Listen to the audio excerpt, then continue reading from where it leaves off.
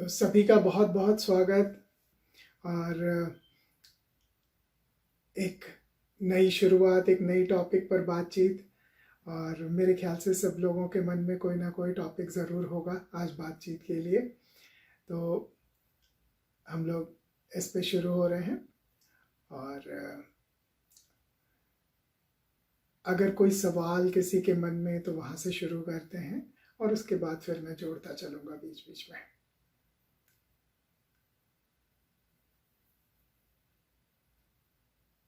कोई बात नहीं, कोई सवाल अगर अभी शुरुआत में नहीं है तो हम लोग शुरू करेंगे और उसके बाद में सवाल जैसे भी उठेंगे वो जोड़ते जाएंगे। तो मुझे लगता है कि हम लोग फिर से शुरू करते हैं भगवत गीता से।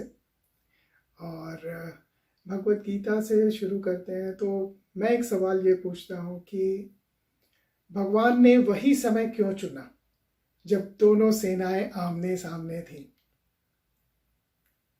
और युद्ध का बिगुल बज चुका था। अब युद्ध के रुकने का कोई मार्ग नहीं था। तो भगवान ने अपना उपदेश देने का समय वही क्यों चुना? एक सवाल उठता है मन में, और कई बार से मेरे मन में भी ये सवाल उठ रहा था कि भगवान ने उसी समय को क्यों चुना। जी बताएं। मेरे विचार में भगवान ने वह समय इसलिए चुना कि अर्जुन जो पहले डिसाइड करके आए थे कि ये युद्ध करना है और माँ कुंती की भी आज्ञा है और सारी परिस्थितियां इस ओर इंगित कर रही हैं कि अब इसके अलावा कोई विकल्प बचा नहीं है जी। उसके बावजूद जब उन्होंने कहा कि मेरा रथ दोनों सेनाओं के बीच में खड़ा कर दीजिए, हाँ। और तब उनके अंदर जो अचानक ममता और राग ये जब उत्पन्न हुआ अपने गुरुजनों को और बड़ों को और रिश्तेदारों को देखकर, तो ये जो मोह, राग, ममता, ये जितने भी अपने जो दुनिया में फंसाने वाले, संसार से जोड़ने वाले और भगवान से विमुख करने वाले वो जितने भी तत्व हैं वो प्रकट हो रहे थे। और भगवान के मन में था कि इतना प्रयास करने के बाद वो दूत बनकर गए थे कौरवों की सेना में, वहां उनके साथ क्या हुआ, वहां उनका संदेश नहीं माना गया। और उसके बाद जब ये बातें शुरू हो गई कि मैं युद्ध नहीं करूंगा, तो उस समय भगवान ने शायद मेरे विचार में बहुत उचित अवसर समझा कि ये मौका है कि अब ये जो संदेश है अर्जुन के माध्यम से, अर्जुन तो एक माध्यम है, बिल्कुल। संदेश सारे संसार के प्राणियों के लिए है। बिल्कुल। तो ये मौका है कि अभी ये संदेश दिया जाए जिससे कि ये जो राग, मोह, ममता, ये जितना भी संसार से जुड़ने वाले जो तत्व हैं, इनके ऊपर लोगों को प्रकाश डाला जाए कि ये फंसाने वाले चीजें हैं और वास्तव में आत्मा क्या है, जीव क्या है, इसका ज्ञान सबको मिल सके, बढ़ सके। और इससे बढ़िया और मौका क्या हो सकता था। दूसरी बात कि ये जो युद्ध हो रहा था ये धर्म क्षेत्र कुरुक्षेत्र में हो रहा था, और ये बहुत बड़ी मान्यता है हम लोगों में कि कुरुक्षेत्र का अपना एक बहुत बड़ा धार्मिक इतिहास रहा है और बहुत बड़े पुण्य, तपस्याएं, यज्ञ वहां इस युद्ध के पहले हो चुके थे। तो वो जो स्थान का जो धार्मिक और ऐतिहासिक महत्व था, वो भी एक बहुत बड़ा शायद कारण हो सकता है कि भगवान ने उस जगह को चुना। एक होता है समय को चुना और एक है उस स्थान को चुना। बिल्कुल। और इससे सारी जो प्राणी मात्र हैं उनको ये संदेश गया कि ईश्वर क्या है, जीव क्या है, आत्मा क्या है, ये राग मोह ममता द्वेष ये सब क्या है, और कैसे भगवान के साथ हम अपना कर्तव्य करते हुए, वो चाहे युद्ध का ही कर्तव्य क्यों ना हो, तो भी हम अपना कर्तव्य करते हुए ईश्वर की प्राप्ति कर सकते हैं। और अपना कर्तव्य से हमको पीछे नहीं हटना है। किसी भी राग में आके, किसी भी प्रेम में, मोह ममता में आकर कर्तव्य नहीं छोड़ना है। हाँ। तो ये हम जितना समझे हैं, नहीं, बिल्कुल, आप और ज्यादा इस पे प्रकाश डालेंगे। हाँ, तो बहुत अच्छा बोला आपने, बहुत अच्छा समझाया। और मैं इसमें थोड़ी बहुत बातें और जोड़ूंगा कि युद्ध शुरू होने से ठीक पहले या युद्ध शुरू होने का जो समय होता है वो एक ऐसा समय होता है जब मन बहुत उद्विग्न होता है सभी का, और सिर्फ युद्ध में लड़ने वालों का नहीं, युद्ध के परिणाम से जो जिन लोगों में प्रभावित होने वाले सारे लोगों, युद्ध के परिणाम से प्रभावित होने वाले सारे लोग, सारे संसार पे पड़ता है।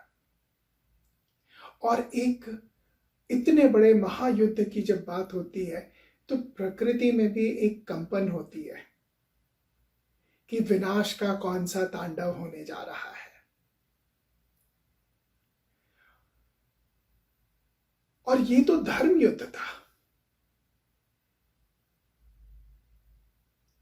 और धर्म युद्ध से पहले धर्म की तरफ से लड़ने वाला जो सबसे खास योद्धा था, उसका मनोबल कमजोर हो रहा था और वो भय से ग्रसित होने लगा था।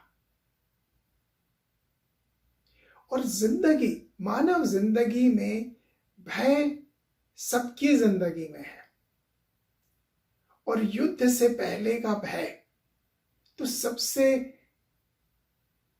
शिखर पर होगा और सभी के मन में होगा। युद्ध लड़ने वालों के मन में भी होगा, योद्धाओं के परिवारों के मन में भी होगा, और आम नागरिकों के मन में भी होगा, और जितने लोगों को उस युद्ध के बारे में पता है उनके मन में भी होगा।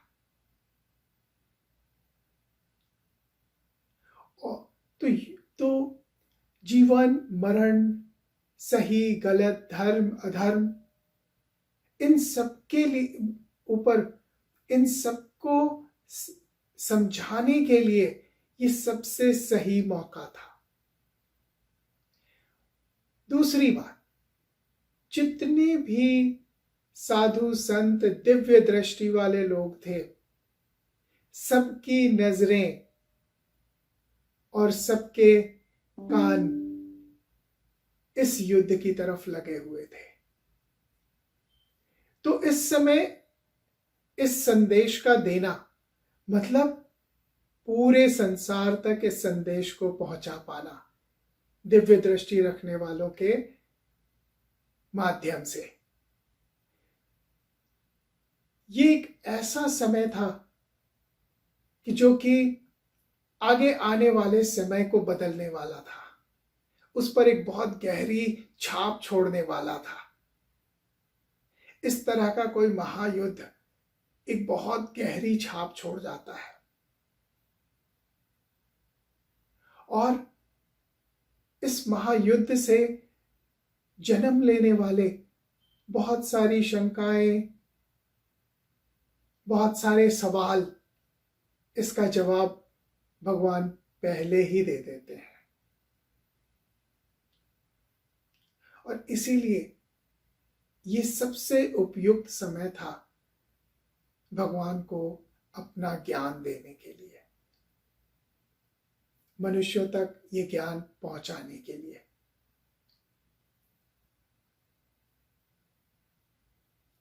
ये एक प्रतीकात्मक भी है कि उस समय धर्म की साइड का योद्धा, धर्म की तरफ से लड़ने वाला जो सबसे महान योद्धा था, वो टूटा बिखरा पड़ा था। और इस संदेश के बाद, इस संदेश के खत्म होने के बाद वो उठ के तन के लड़ने को खड़ा हो जाता है। मतलब इसको समझें तो ये संदेश हर किसी के लिए था जो अपनी जिंदगी में, अपनी लाइफ में डीमोटिवेटेड हो गया, जिसने उम्मीद छोड़ दी है, जो भय से ग्रसित हो गया है, जिसे सही और गलत का समझ नहीं रहा, जिसके मन में शंकाएं आ गई हैं। और युद्ध से पहले तो ये सारी चीजें होती हैं। भय सिर्फ अर्जुन को नहीं था, भय दोनों तरफ था। पर कृष्ण सिर्फ अर्जुन के साथ थे। तो कृष्ण ने यही समय सबसे उपयुक्त समझा इस संदेश को देने के लिए। और इस सवाल से मैं ये भी बताना चाहता हूं कि भगवत गीता उन सभी के लिए है जो जिंदगी से उम्मीद छोड़ चुके हैं, जो हार मान गए हैं। उनके लिए भी ये संदेश है, उनके लिए सबसे ज्यादा ये भगवत गीता का संदेश है।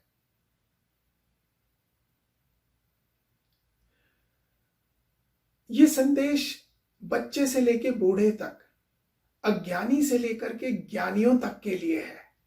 इसमें सबके लिए कुछ ना कुछ छुपा हुआ है। इसमें मुक्ति का मार्ग भी प्रभु ने बताया है, इसमें कर्म का मार्ग भी प्रभु ने बताया है, ज्ञान का मार्ग भी प्रभु ने बताया है। इतने छोटे समय में, इतने कम समय में भगवान ने इतना सारा ज्ञान उड़ेल दिया है। भगवान ने जन्म, मृत्यु, पुनर्जन्म, आत्मा, परमात्मा, ब्रह्मांड, सारा ज्ञान इस भगवत गीता के संदेश में उन्होंने पूरा भरपूर मात्रा में उड़ेल के रख दिया है। मरने वाले को भगवत गीता सुनाओ, मरने का भय चला जाता है। विद्यार्थी को भगवत गीता का ज्ञान सुनाओ, परीक्षा का भय चला जाता है। किसी भी परिस्थिति में हो इंसान, युद्ध से ज्यादा बुरी परिस्थिति क्या हो सकती है? उसमें भी युद्ध का भी, मरने मारने का भी भय चला जाता है। किसी भी तरह का भय रहता ही नहीं है। मैं यहां पर एक और बात समझाने की कोशिश कर रहा हूं, जो कि मुझे रोज किसी न किसी रूप में, किसी न किसी प्रश्न में, किसी न किसी व्यक्ति के प्रश्न में मेरे सामने खड़ा हो जाता है। उनकी अभिव्यक्ति होती है और मैं समझ जाता हूं ये भय से ग्रसित हो रहे हैं। और भय मनुष्य की जिंदगी का अहम हिस्सा है। और जो भय के काबू में आ गया वो फंस जाएगा, वो नहीं निकल पाएगा, उसका मनोबल टूट जाएगा, वो गलतियां करेगा। और इसीलिए भय से उबरना सबसे जरूरी है। और भय से निकलने के लिए प्रभु पर विश्वास होना बहुत जरूरी है। जब जब भय आपको पकड़े तब तब आप प्रभु की शरण में और ज्यादा जाएं। भय सबको पकड़ता है, साधु संतों को भी पकड़ता है। वो एक कहावत सुनिए ना, माया मिली न राम। साधु संतों को सबसे ज्यादा ये भय पकड़ता है कि संसार तो छोड़ दिया और इधर मिला कुछ भी नहीं। क्योंकि प्रभु कोई जब तक समझ ना आए तो प्रभु कोई ठोस वस्तु थोड़ी ही है कि आपकी मुट्ठियों में मिल जाएगा। और इतना आसान मार्ग भी नहीं है प्रभु को पाने का। तो कई बार मैं बहुत सारे संतों से मिला हूं और मैं ये देखता हूं कि बेचारों के मन में भय पकड़ा हुआ है कि संसार तो छूट गया, संसार को तो हमने छोड़ दिया, त्याग कर दिया, प्रभु कहीं मिला नहीं। तो कहीं वो हाल ना हो जाए कि माया मिली न राम, कि अगर प्रभु नहीं मिलते तो कम से कम संसार में रहते तो कुछ माया ही मिल जाती। तो भय किसी को नहीं छोड़ता है। तो संतों को भी समझाना पड़ता है कि इस भय से निकलो, अपनी भक्ति में लीन हो जाओ, प्रभु पर अपने विश्वास पे वजन डाल दो, वरना सचमुच में माया मिली न राम। माया से भी गए और राम भी नहीं मिले। सिर्फ माया को छोड़ देने से प्रभु मिल जाएंगे ऐसा कोई कहीं पर जिक्र वर्णन कोई ऐसा ये नहीं है। तो माया को छोड़ना अपने आप में एक बात है, लेकिन प्रभु की तरफ बढ़ना वो एक दूसरी बात है। प्रभु की तरफ जब आप बढ़ते हो तो माया अपने आप छूट जाएगी। माया को जबरदस्ती छोड़ने से कोई जरूरी नहीं है कि आप प्रभु की तरफ ही बढ़ रहे हो। अगर आपको माया के छोड़ने का एहसास है, मतलब माया अभी छूटी नहीं है, मतलब ध्यान अभी भी माया में है। जब कोई साधु संत कहता है हमने मोह माया छोड़ दिया, तो मुझे पता है कि अब वो अभी तक वो मोह माया में फंसा हुआ है, सिर्फ आपको जता रहा है कि वो मोह माया छोड़ चुका है, क्योंकि उसके अंदर खुद विश्वास नहीं हुआ है कि वो मोह माया अभी तक छोड़ चुका है। जो बार बार कहे कि मैं मोह माया छोड़ चुका हूं, इसका मतलब है कि अभी मोह माया छूटी नहीं है। वो एक झूठा विश्वास अपने को और आपको दिला रहा है कि मोह माया छोड़ दिया है हमने। अरे किसी चीज को छोड़ने, जब वो कोई चीज छूटती है तो उसका एहसास नहीं रहता है।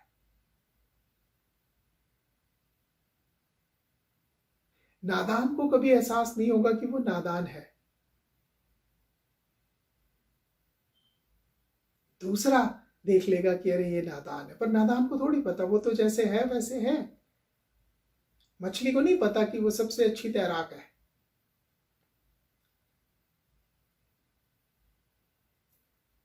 तो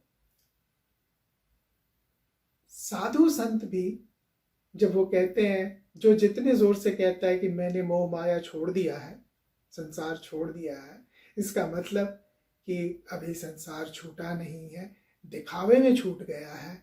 अभी उनका मन संसार में ही लगा हुआ है और वो चाहते हैं कि संसार उनको अब एक स्थान पर रखे कि हम साधु संत हैं, मोह माया छोड़ दिया है हमने।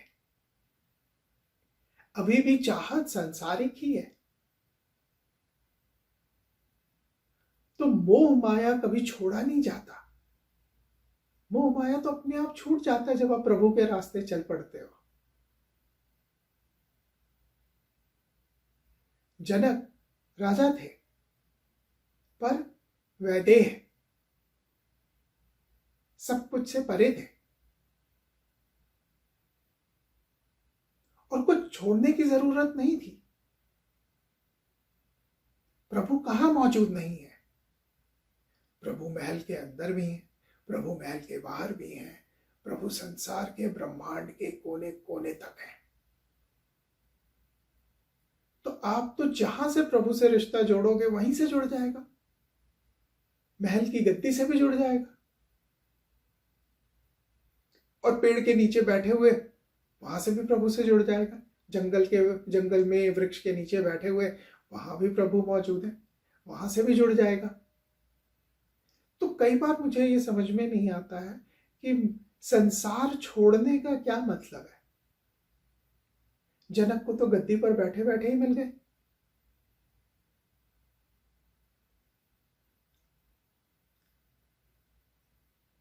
हाँ, मैं एक बात को समझ सकता हूं कि कई बार एकांत के लिए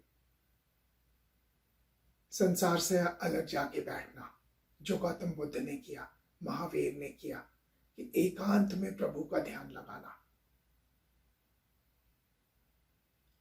एकांत में जाने के लिए, क्योंकि एकांत की अपनी महत्ता है, और एकांत आप चाहें तो आपको घर बैठे भी मिल सकता है, पर एकांत की चाहत में जाना समझ में आता है। आप कभी बुद्ध को नहीं सुनोगे कहते हुए कि मैंने संसार छोड़ दिया, मैंने मोह माया का त्याग कर दिया। पर आजकल के संतों को सुनोगे, हमने संसार छोड़ दिया, मोह माया का त्याग कर दिया, तो सुना क्यों रहे हो?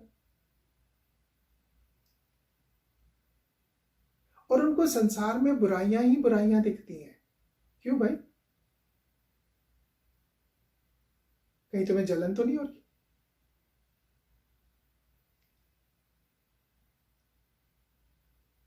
अगर तुम्हारे पास कुछ अच्छा है तो वो बांटो ना, वो दो, वो लोगों में बांटो। संसार की बुराइयां क्यों देख रहे हो?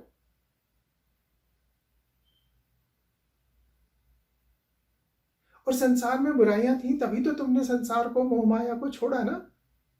पर छोड़ के भी तुम संसार को ही देख रहे हो, फिर फायदा क्या हुआ? उससे तो अच्छा होता है तुम संसार में रहते और साधु संतों को, ऋषि मुनियों को देखते। कम से कम तुम्हारी नजर, कम से कम तुम्हारी सोच अच्छे की तरफ तो जाती। अब संसार को छोड़ के और तुम संसार की बुराइयां देख रहे हो। उससे अच्छा ये नहीं था कि तुम परमात्मा की अच्छाइयां देखते? संसार की बुराइयां गिनाने का क्या तुक है? तुम परमात्मा की अच्छाइयां बताओ, परमात्मा से कैसे जुड़ाव होगा वो बताओ। संसार को तो पता है कि संसार में क्या कमियां हैं, क्या गलतियां हैं, क्या हो रहा है, क्या नहीं हो रहा है। तुम्हें दोहराने की जरूरत नहीं है। तुम तो वो बताओ जो उसको नहीं पता है।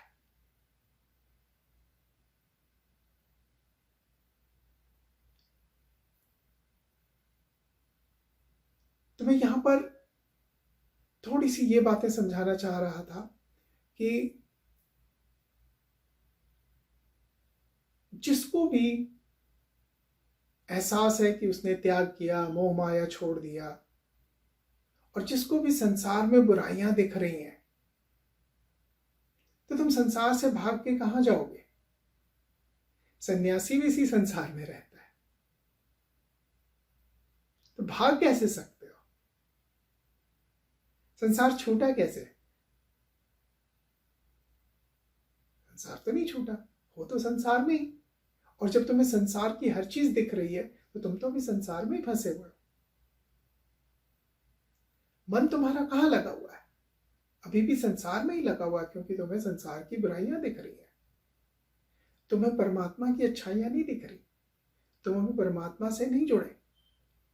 परमात्मा की अच्छी बातें, परमात्मा से लोगों को जोड़ने का जरिया बनो, ना कि उनको उनकी बुराइयां गिनाने का। अगर आप लोगों को हमारा ये चैनल पसंद आ रहा है तो प्लीज़ कमेंट करके हमें बताएं। अगर किसी खास विषय पर वीडियो देखना चाहते हैं तो वो भी कमेंट सेक्शन में लिखकर हमें बताएं।